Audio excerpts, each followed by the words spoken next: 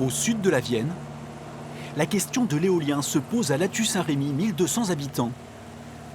Pendant un mois, le public était invité à faire ses observations sur le dernier projet en date. Il y a beaucoup plus de contributions sur le registre dématérialisé. Dans cette partie du département, ces dernières années, les projets d'implantation se sont multipliés.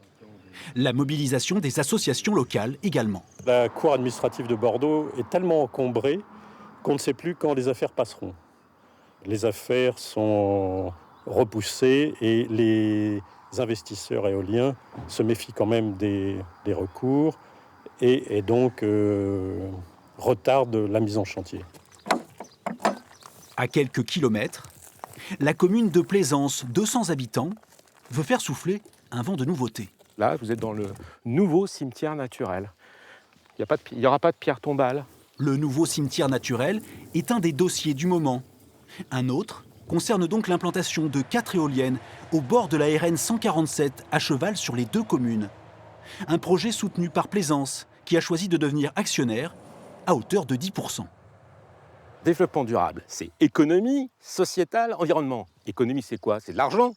Donc oui, si on peut récupérer 3 francs 6 sous pour porter ce territoire, pour aménager ce territoire, eh ben on le fait. On n'a pas honte de le faire.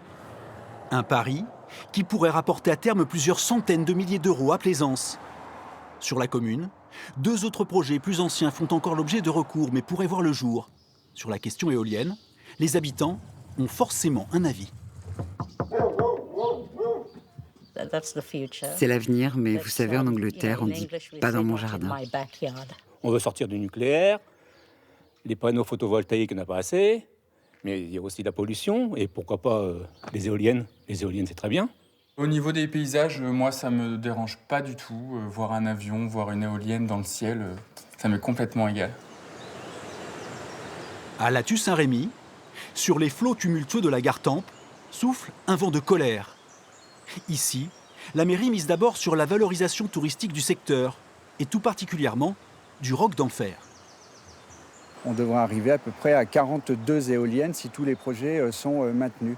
Et donc je crie haut et fort, un véritable scandale, puisque nous savons en fait que le Roc d'Enfer, le Val de Gartempe, c'est un écrin, c'est un lieu de référence patrimoniale, environnementale, qu'on va tout simplement détruire avec la vue de toutes ces éoliennes. À Lattus-Saint-Rémy et Plaisance, l'enquête publique vient de s'achever. Avec 8% seulement de la superficie de la Nouvelle-Aquitaine, la Vienne concentre près d'un quart des projets dans la région. Dans un futur proche, les éoliennes devraient donc continuer d'apparaître en Poitou.